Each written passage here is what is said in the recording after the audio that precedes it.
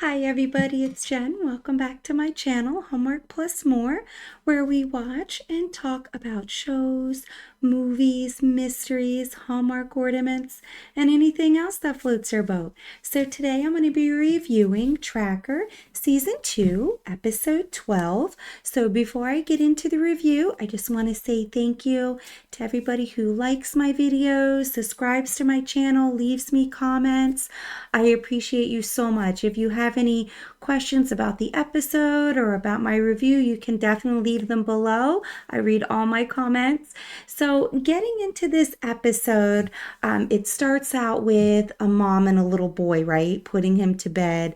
And he says something about monsters, and I'm like, okay, typical little kid afraid of monsters or ghosts in their room. But I feel like this went deeper. It meant something else, right? And we find out that night that she disappears, right? That he hears a commotion, the little boy wakes up, and the front door is open, and his mom's gone. So his grandmother, the little boy's grandmother, is the one who calls Coulter. So she's only been missing for 12 hours. They don't call the cops because I guess she's in a custody battle, or she doesn't want, to give her ex any more ammo, I guess, to kind of switch up the visitation. So, that's interesting too, because a lot of times they don't file a report till they're missing for what, 24, 48 hours. So the fact that it's only been 12 hours, I feel like is going to help Coulter. Not that he needs it, because he's amazing at tracking people down, right?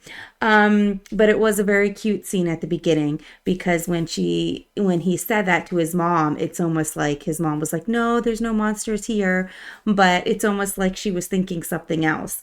And you do kind of find it goes into play at the end. So of course they look into the ex, because right, they always suspect the spouse or the ex in this situation.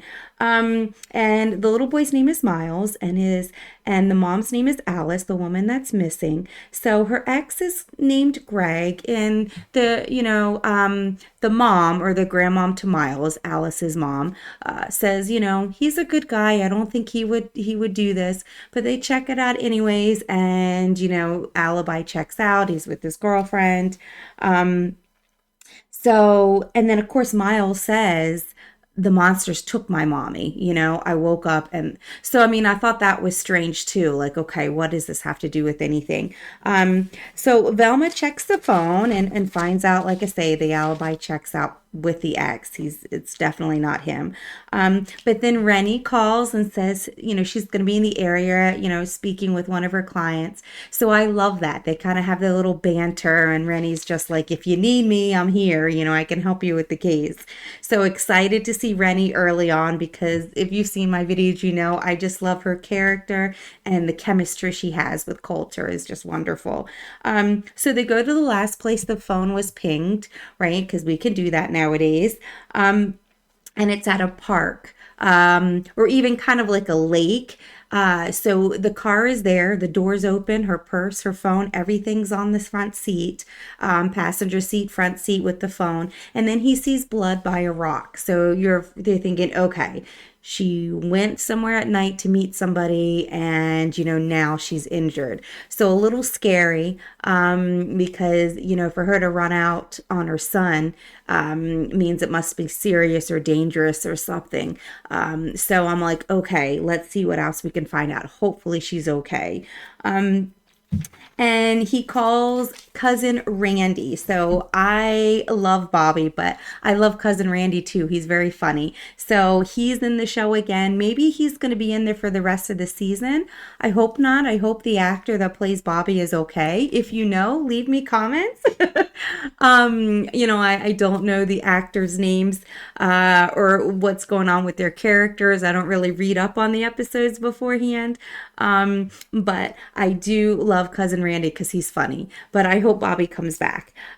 So he finds out that Alice is maybe dating a psychiatrist, or there's just some texts that say they're going to break up, or just unusual texts. So my first thought, my little mystery mind is going, they're not dating. It's too early on to just assume that there's something else going on, because the texts don't necessarily seem dating to me, but they seem like something personal.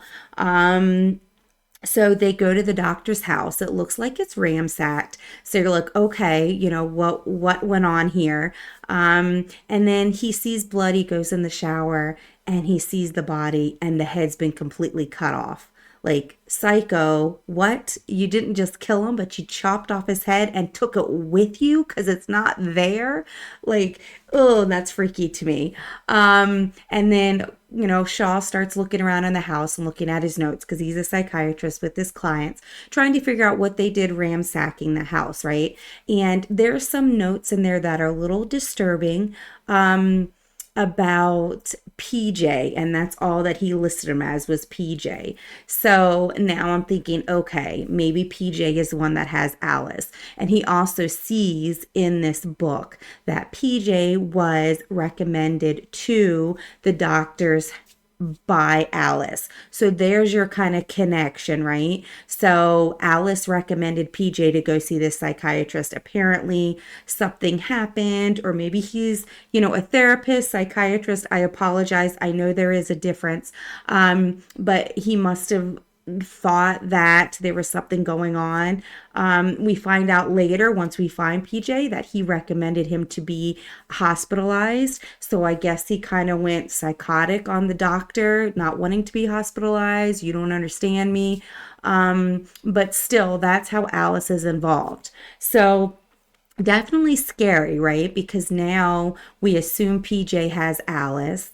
And he's psychotic, he's dangerous. He just didn't just kill his doctor, but chopped up his head and took it with him. So where's the doctor's head, and what is he doing with Alice, right? We saw blood at the lake. So definitely a little scary, and psychotic. And it looks like from the notes that Shaw saw that he's sadistic, or, has these, evil thoughts, and that's why he was recommending him to be institutionalized. So it was definitely disturbing to see that. But and then he also saw some of the notes that he was fantasizing about a store clerk. So, with cousin Randy and Coulter, they kind of narrowed it down. So they go to this store, just to see if she's okay. Because apparently he's fantasizing about doing these terrible things to the clerk, but he kind of loses his nerve. So now we're like, okay, maybe there's another victim, or maybe she knows something. So Coulter goes and looks over the footage, and he sees something disturbing. He sees somebody kind of go up to the store, and it looks like he's got a knife or something. And then a cop pulls up to the curb, probably completely, coincidental, but anyways, it spooked him and he left. So that's a good thing, I guess, that he hasn't hurt the clerk or anybody at the store. But at least we kind of get a face, and we find out who PJ is. His name is Paul James Hamilton. He just got out of jail 6 months ago, for killing his stepdad, and he's been in and out of juvie as a kid. So, he's staying with his mom, or at least that's the address that was there. So Coulter goes to his mom's house, right? And nobody answers, so he goes in. He hears the TV on, and he's a cautious person. So he goes slow, and he can see a little kind of like trip wire. And he kind of triggers it, but steps back, and the shotgun runs off some rounds. So obviously, PJ has rigged this particular room to kill somebody if they try to walk in. So, I mean, that's scary. Like I say, this guy's seeming more and more psychotic. And wait until I tell you what he finds in the room. So Coulter goes in the room, and he finds his dead mother. Next to his dead mother, he sees a body, and it has the doctor's head on it. So,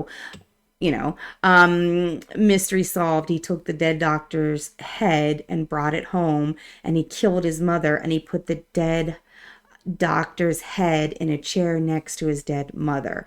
So, I mean, that's just, I don't know how long she's been dead for. It didn't look like it was recent. So, I mean, he's been out of jail for 6 months. So did he kill his mom right away? We don't know. We don't really care. It doesn't matter. The fact that he killed his mother, and now she's got company with the dead doctor's head in the chair next to him. It's just like, okay, we got to find Alice. Like, this is spooking me out, right? So At the same time, we also find out that he has a storage unit. So, you know how I told you earlier, you talked to Rennie. So Rennie was like, I'll check out the storage unit, see if I can find anything. So she gets into the storage unit and finds like a box that says a juvenile detention center on it. So she takes out the box. And she finds some drawings that are pretty good drawings in my opinion, but they're of like a motherly figure, and we think that might be Alice, and like a little boy, but all of the drawings kind of look like they're in a park or like an amusement park or a carnival or a fair. So they find out the name because Rennie actually finds, let me see if I find that. Rennie actually finds an employee badge, and it's Happy Hollow Amusement Park, but it's a seasonal amusement park. So Coulter Shaw was like, okay, it's seasonal, which means it's closed down. If that's his happy place and he used to work there, he knows all the employee places to go. And his drawings that are, not sadistic or anything. They're just very motherly in nature, Rennie says. And we can kind of see some of them. They're all in this setting. So we're like, okay, that's where we're going to go. So Coulter goes there. And while he's going there, there was a couple scenes while we were finding the dead mother and the head of the doctor, that PJ has Alice tied to a chair. And he's talking to her. And as he's talking to her, he's saying, you left me. And then Alice goes, no, the court chose to move you. It wasn't my fault. So we find out Alice was in training to be a therapist. So she was like, no, I was in training. I wasn't a real therapist yet. I was just training for it. And I actually didn't get certified. I never became a therapist. So we find out PJ was one of her patients while she was training to be a therapist. The doctor or psychiatrist that he killed and cut the head off of was Alice's mentor, like Alice's kind of training officer when she was training to be a therapist. So I guess PJ reached out to her and she was like, hey, I'll recommend you to, my mentor, my training officer. He's a great doctor. And apparently he went there, but the doctor was going to, send him to an institution. And then I guess he just flipped out on him. So he kind of tells this to Alice, like, look, you were the only one that understands me. You didn't help me. You're going to fix me now. Like you understood me. And basically, when I say they were going to send him to an institution, PJ was saying he didn't understand when I explained my urges. So to me, that was the sadistic urges that he had, right? So I guess he just flipped out on him, and now he's got, Alice tied to a chair, wanting Alice to fix him. So, I mean, it's definitely a little scary because she's like, well, you must not trust me if you've got me taped to a chair. But Alice decides like the best thing I can do is get him talking, right? Like she's scared for her life. She's chained to a chair. She he's admitting to killing the doctor. So, and then he admits to killing his mother. So, I mean, Alice is sitting there like scared to death. She never became a full-time therapist. She just did the training and realized it wasn't for her. She said, I can't get the images out of my head. Every day I have to make a choice to, think happy thoughts, basically. And she didn't even become fully licensed. So this kind of hit her in training, like, hey, I can't do this for a living.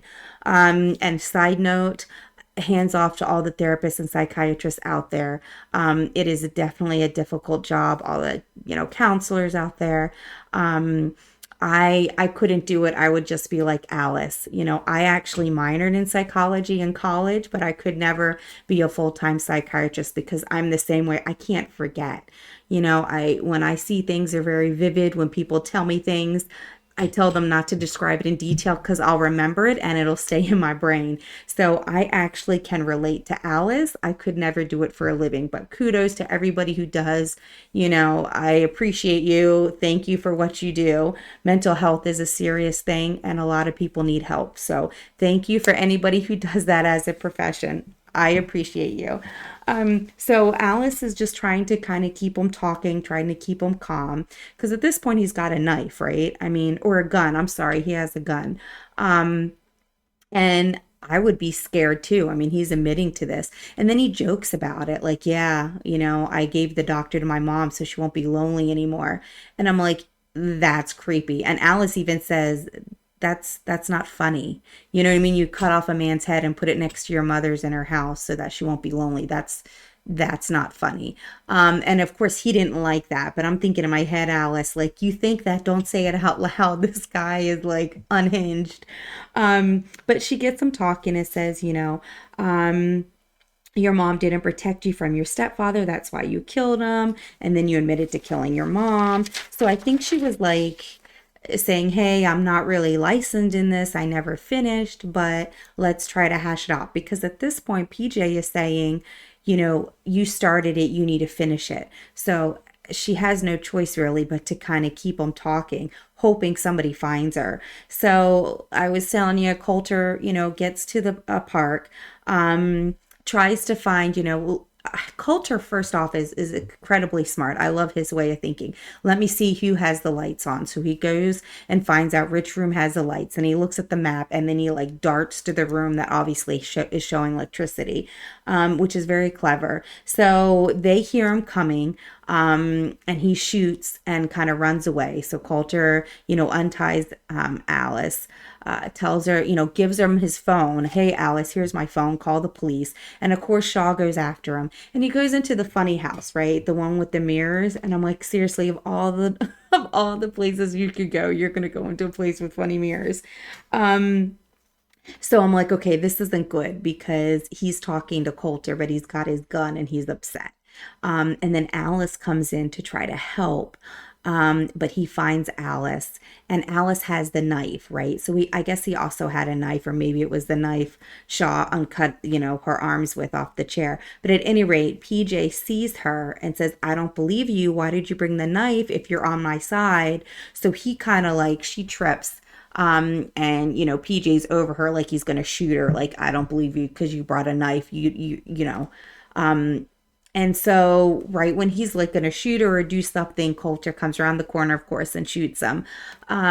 So definitely scary because this guy is like very unhinged and psychotic, and crazy, but it ends well, right? I mean, Alice was talking to him. She risked her life. She could have just stayed for the police, but she ran in and she said that to PJ, like, look, I came back because I wanted to help you. But once PJ saw the knife, he like flipped out on her. But that gave Coulter a couple minutes to kind of find his way around this crazy mirror funhouse and find them. So finally it's over. I think Coulter actually shoots him in the heart. I think he's dead. We don't really find out. We just assume because you can kind of tell where he shoots him and he goes down. So when they're in the ambulance, because of course they're checking her out because of the head, right? Remember, we saw she got hit over a rock. So her head's bleeding. She's not terribly, hurt, but still she's getting checked out as always. Typical protocol. The grandma and the little boy Miles comes and hugs her. And she kind of says, the monsters, are gone, and so that made me think maybe that's what, Alice had might have mentioned. Maybe PJ showed up at their house or something like that. Cause I just feel like that triggered that. Like he was just, the monsters are coming again. They're taking my mom. So I like that when she was like, no more monsters, I'm safe. And then the grandma gives, Coulter the money, and they hug and kind of have a family hug, which was really sweet because like I say, I applaud all the doctors, psychiatrists, therapists out there. Mental health is real and people have these ideas, and it's just I couldn't do it as a profession. I couldn't sleep at night because I can't let stuff go. It just stays in my head and I think about it over and over again. So I'm definitely glad it had a happy ending. Obviously, if you see my videos, I never want anybody to lose their life, right? I always want justice to be served. And, I don't want people to get gunned down. But at the same time, I believe you need to defend yourself. So, this man was a terrible person who has killed 3 people that we know of: his stepdad, his mother, and the doctor. And who knows who else he could have. And he had no remorse. And to me, that's what psychotic and psychopath. If you commit crimes or commit these heinous acts and you have no remorse and you laugh about it. So, like I said, you definitely want justice to be served. In this case, I don't have a problem with Shaw killing him because he was protecting Alice and ultimately himself because he shot at Coulter when he came to rescue Alice. So, it ends with Rennie and Coulter, which, I love Rennie. Any kind of banter she has, it's just like natural chemistry. Like I say, I don't want them to get together right away. I'd rather be more of like a slow burn and let them take a couple, seasons to get together because I just like that flirtatious, that kind of chemistry. And she's dating Elliot, right? We saw in the last episode she has the boyfriend, but she still has that friendship, that banter, that connection that I love to see with Shaw. So yes, bring her back for more episodes. But they talk, he's eating pancakes and they're laughing and they're talking together. And I just love that because I love Shaw. He has such a soft side for all the people that he, helps find. You can tell that he just has a good heart. So anytime he can laugh and kind of cut loose, I like to see that because I feel like he's kind of a serious loner, always by himself. So he can get that. And even with Velma and, Bobby and Cousin Randy, just anybody he can kind of laugh with because he doesn't have a lot of connections because he doesn't speak to his family really. So definitely a great episode. Next week, it looks like somebody's messing with Colton, almost like tempting him or baiting him. So much so that Rennie is telling him to quit the job. So, I mean, it's got to be serious, baiting him or, stalking him or something to the level that Rennie wants him to not even go through with the job. So if it scares Rennie, it's got to be serious because Rennie knows Coulter can handle himself in most any situation. So definitely interesting. The other thing I love is that's telling me Rennie's in the next episode, which, as you know, I love anytime we see everybody because it's such a great cast. So, this one was hard to watch because, like I say, I'm not a big fan of watching horror flicks and crazy psychotic things. But I'm just glad it had a happy ending and he was able to find him and reunite her with her son. So I hope you liked my review and my discussion in the episode. If you have any questions or comments, just leave them below, and I will see you next time. Bye.